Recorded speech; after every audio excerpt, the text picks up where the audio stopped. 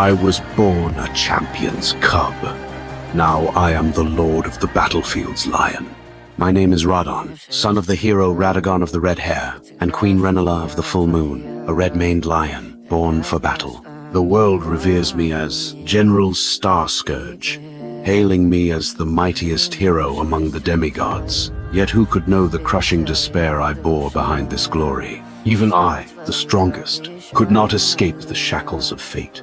I was born during a time of union between the Erd Tree and the Moon, a peaceful and fleeting era. As the eldest son of a hero and the Carrion royal family, I inherited my father's fiery red hair. Though my father, Radagon, had once detested red hair, deeming it a curse from the giants, I wore it with pride, viewing it as a symbol of heroism. Compared to my mother Renala, who was dedicated to exploring the mysteries of the cosmos, I as a child yearned more for heroes like my father Radagon and the first Elden Lord Godfrey. Their valiant deeds captivated my heart, leading armies to slay foes and conquer lands. That was the true calling of a warrior. That was the supreme glory we ought to pursue. I longed to become a hero like them, longed to prove my worth on the battlefield. Thus, I diligently honed my martial arts, perfecting my skills in swordsmanship and archery. At the same time, I emulated the formidable image of Godfrey and his loyal regent, Sirosh the Beast, forging for myself a suit of lion armor to express my respect for the Elden Lord and the Golden Dynasty. But the peaceful life was soon shattered. Queen Marika, the Eternal of the Golden Order, exiled the first Elden Lord Godfrey and his warriors, dispatching them to continue their campaigns beyond the lands between. It was then that my father Radagon also left my mother, returning to the Golden Dynasty to become Queen Marika's second husband, and thus the new Elden Lord. My mother, Renala, could not accept my father's departure. She secluded herself in the Grand Library, relying on the amber egg my father had left her, indulging in the forbidden arts of unbeckoned birth. The glory of the Carrion royal family seemed to be cast in shadow at that moment too. And I, as Radagon's scion, was elevated to demigod status when my father became Elden Lord, receiving the blessing of Queen Marika and the Erd Tree. Thereafter I was appointed by the Golden Dynasty as the Lord and General of Caelid. Upon the lands of Caelid I established my Redmane Castle. Concurrently, I gained a following of valiant warriors who revered strength and honor, forming the disciplined Redmane Legion, an army with no room for cowards. With Caelid as my foundation, I guarded the Order of the Golden Law. Among all my cherished possessions, there was a special companion, my warhorse, Leonard. He was no extraordinary spirit steed, merely a scrawny little pony. As the power of the blessing grew within me, my physique became increasingly imposing. Leonard's frail body gradually found it difficult to bear my weight. I was unwilling to forsake my loyal companion for this reason. A hero might lose his weapon, but he must never abandon a comrade with whom he has fought side by side, even if it is just an ordinary pony. I had heard that in Celia, town of sorcery east of Caelid, lay hidden the ancient magic of manipulating gravity. It was a town shrouded in mystery, its magical traditions said to be inextricably linked to the long-buried eternal city of Nokron. I resolutely journeyed to Celia, and there studied under an alabaster lord with skin like stone, learning the secrets of gravity sorcery. Legend told that the alabaster lords were an ancient race born when a primeval meteor fell, innately able to perceive and command gravitational forces. The process of learning was arduous and protracted. Those profound and abstruse gravity sorceries were entirely different from the martial skills I knew. But the promise I held in my heart for little Leonard transformed into boundless motivation. During this time, I also met a wandering misbegotten named Gaius, who was also studying gravity sorcery under the Alabaster Lord. Between us, there was competition, but also a friendship of mutual admiration. We delved into our studies together, progressed together, and spurred each other on in our mastery of gravity. Finally, after long study, I successfully mastered gravity sorcery. I no longer had to worry about crushing my beloved warhorse Leonard. He could once again fight alongside me. Perhaps because gravity sorcery originated from that ancient starry sky, I gradually began to perceive the threat from the stars. These meteorites, arriving in the lands between from the deep cosmos, were not merely cold celestial bodies, but also the fates and emissaries of powerful entities, such as those alien life forms, the falling star beasts, and Estelle, natural born of the void. To protect Celia, which was under my rule, from the threat of falling stars, and also to uphold the order of the Golden Law, I would not permit any external power to interfere with the destiny of the lands between.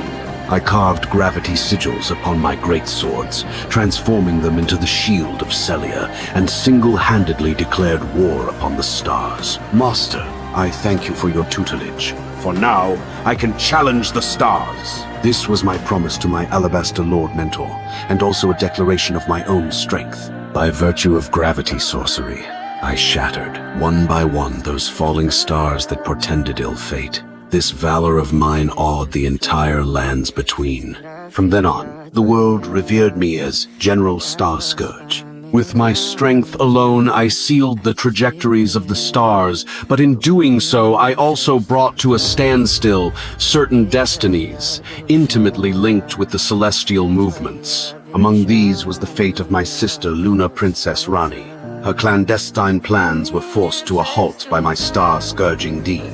At the time, I was unaware of this, nor had I foreseen that this seemingly glorious victory would lay the groundwork for the future night of the Black Knives and the Shattering, and would also bring shackles upon myself. After my famed sword, more and more warriors flocked to my banner. Among them, Knight Jaren, the Witch Hunter, was my most trusted friend. Jaren was not my subordinate. He was originally a guest of the Carrion royal family, a warrior who roamed the lands, making it his duty to hunt down mages who had lost control. We found a kindred spirit in each other, due to our similar warrior character. Jaren deeply understood my pride as a warrior, and my fixation on an honorable death. For this, Jaren and I made a solemn oath to ensure that each of us would meet a death of honor. After peace had returned to the lands between, I encountered a special individual, my half-brother, Miquella the Blessed. Miquella was cursed with eternal youth, yet he possessed an irresistible charm and unfathomable wisdom. The then very young Miquella was drawn to my strength and kindness. He seemed to see in me the potential of an ideal monarch, believing me to be the promised king who could assist him in ushering in an era of inclusivity. Miquella once said to me in a gentle yet somewhat bewitching voice, Lord brother, I'm going to be a god. If we honor our part of the vow, promise me you'll be my consort. I'll make the world a gentler place. Miquella's words left me perplexed, even slightly uneasy. The future he depicted, though beautiful, also carried an indescribable sense of constraint. I have forgotten my exact response then. Was it a polite acquiescence? Or was I influenced by Miquella's unique charisma to make some vague commitment? My memory has become mottled. I can only recall fragments. That promise, like an invisible mark, quietly merged into my destiny. All tranquility vanished on that day. The death of Godwyn the Golden became the spark that ignited all chaos. The Elden Ring shattered. The great runes scattered. The lands between, deprived of the Eternal Queen's rule, plunged into unprecedented turmoil. As one of the demigod relatives holding a great rune, I too was drawn into this shattering war for the throne. I had no craving to become Elden Lord. I simply wished to enter the Erd Tree to find my father Radagon, to ask him why he had abandoned Carrion and my mother, to ask him what had caused all this chaos. But the defenders of Leyndell, the royal capital, refused all audience. They even regarded me as a plunderer, believing me to be another traitor seeking to seize the throne amidst the chaos. Faced with this, I had no choice but to lead my valiant Redmane Legion, forming a monarchical alliance with several other demigods of dubious intent, and march upon Leyndell. However, the capital's resistance far exceeded my expectations. Guarding it was not some golden lineage noble I had anticipated, but an entity that should have been reviled, forgotten. My half-brother, Margit, the fell omen, relying on his loyalty to the Golden Order and his indomitable will, he repelled our assaults time and again. I battled him within the city, yet could never breach his defenses. His power was filled with resentment towards us, traitors, and an obsessive desire to protect the Golden Dynasty. Ultimately, I was defeated by him, defeated by an omen I had never taken seriously. The Redmane Legion suffered grievous losses. I was forced to withdraw my remaining forces to Khalid to regroup. The fires of the shattering war continued to burn. Various demigods clashed with one another, vying for the great runes. It was at this juncture that Miquella's twin sister, Millennia, the supremely skilled and undefeated swordswoman, suddenly led her army south, pressing straight for the territory of Khalid. Why had she come? Was it to seize a great rune? To strengthen her hand in the shattering? Or was it to fulfill that so-called promise on behalf of her brother Miquella? Whatever her motive, any enemy daring to invade the lands of Khalid would be met with my fiercest counterattack. On the desolate plains of Ionia in Khalid, Millennia and I waged a world-shaking war. The warriors of the Redmane Legion fought a bloody battle against Millennia's Cleanrot Knights. Both sides exhausted their strength, yet we remained deadlocked. At this stalemate, Millennia and I engaged in a decisive duel. I stood before her, waiting for her to affix her prosthesis. My body trembled in anticipation of the battle to come. This was precisely what I had yearned for, a duel between the mightiest demigod and the strongest swordswoman. Yet Millennia's demeanor disappointed me. She seemed to have no heart for the fight, making no attempt to evade my attacks. I severed her prosthetic arm, yet Millennia, fearless of death, charged towards me, and with the blade in her hand, impaled us both. Millennia leaned down and whispered in my ear, Miquella awaits thee, O promised consort. Then she pulled out the golden needle that suppressed the scarlet rot within her body, and, upon my back, bloomed a colossal flower of scarlet rot. The potent miasma of rot swept across all of Khalid like a plague. Soldiers, creatures, even the environment itself mutated under this power. I could feel the terror of that force, a power that bypassed armor to directly corrode flesh and soul, shocking me to my core. More terrifying still, my consciousness began to blur. Madness surged into my mind like a tide. The strength I prided myself on now seemed so feeble. After unleashing this forbidden power, Millennia fell into a stupor and was desperately carried from the battlefield by her Cleanrot Knights. As for me, I resisted the encroaching rot with the power of my great rune. In the final moment, before my consciousness dissipated, I issued my last commands to the Redmane Legion. I ordered them to build a wall of smoldering flame to halt the spread of the scarlet rot, and to construct the war-dead catacombs, to console the spirits of the valiant warriors from both sides who had fallen on the battlefield. After this, my sanity gradually eroded. The hero's glory and the warrior's pride were now naught but endless pain and madness. Accompanied by my beloved horse Leonard, I wandered aimlessly across the wasteland, letting the sands wear away at my feet. I was no longer that renowned star-scourged general, but a beast roaming Khalid, devouring corpses. Former comrades in arms, past enemies all became mere flesh to sate my hunger in my eyes. Like a wild dog, I scavenged the battlefield for decaying bodies. My dear friend Jaren witnessed my tragic plight. He could not bear to see me languish forever in such a wretched state. To fulfill the oath between us, and also to grant me the honorable end a warrior deserved, he decided to hold a grand combat festival in Khalid. Jaren sent out calls to heroes far and wide, summoning all dauntless warriors of the lands between to Redmane Castle to challenge me in my madness. When the stars filled the sky, when the pre-battle cries echoed from Redmane Castle, the festival of combat began. The wailing dunes of Khalid became my final battlefield. Countless figures surged towards me. Among them were my dear friend Jaren, my old acquaintance Blade, and many unfamiliar heroes. A warrior's instinct drove me to fight. I wielded my twin Star-Scourge greatswords, each swing stirring up dust, each roar invoking gravity.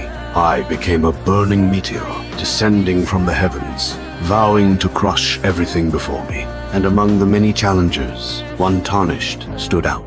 There was no fear in his eyes, only steadfast resolve. Finally, after a long battle, I at last fell before these many heroes. Madness and rot receded from my body. I felt a long-lost serenity, a liberating peace. With my fall, the stars I had sealed and bound finally broke free from their shackles, resuming their orbits. My death, it seemed, also became the catalyst for others' fates to turn. And I, Radon the Starscourge, finally met a glorious end in the manner of a warrior. At least in that moment, that is what I believed. However, death was far from the end of my destiny. My soul did not return to the Erd Tree as I had expected, nor did it find true rest. A mysterious force pulled me, taking me to a hidden place called the Land of Shadow.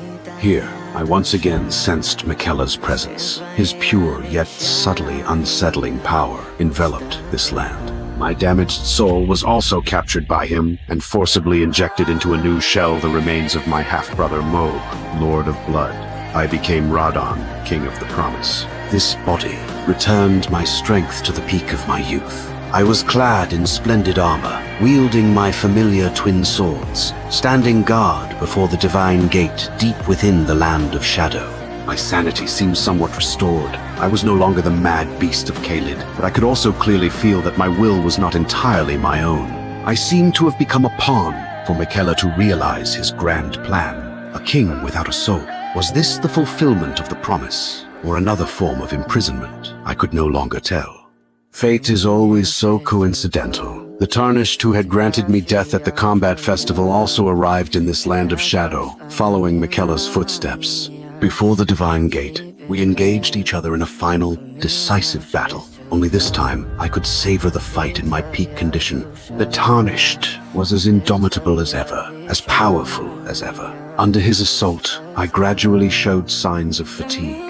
Yet, just as I prepared to rise and fight again, Miquella, in the form of a god, stepped through the Divine Gate and merged with me. As the sacred power surged into my body, my consciousness was utterly subsumed by Miquella. The memory of the battle became hazy. I only vaguely recall it was a contest where everything was at stake. Ultimately, Miquella and I were defeated together by the Tarnished. This time, I felt the invisible thread deep within my soul finally break. Miquella's will no longer bound me. The embers of scarlet rot completely vanished. An unprecedented sense of lightness enveloped me. I, Radon, son of the hero Radagon, and Queen Rennala of the Full Moon, the red-maned lion born for battle. My long and tragic life finally came to an end at this moment. This time, the falling star, perhaps, has truly fallen. I do not know if true tranquility awaits me, but at least I am no longer manipulated by anyone, no longer tormented by any curse. I fought as a warrior until the very last moment. Perhaps this is the best ending I could have hoped for.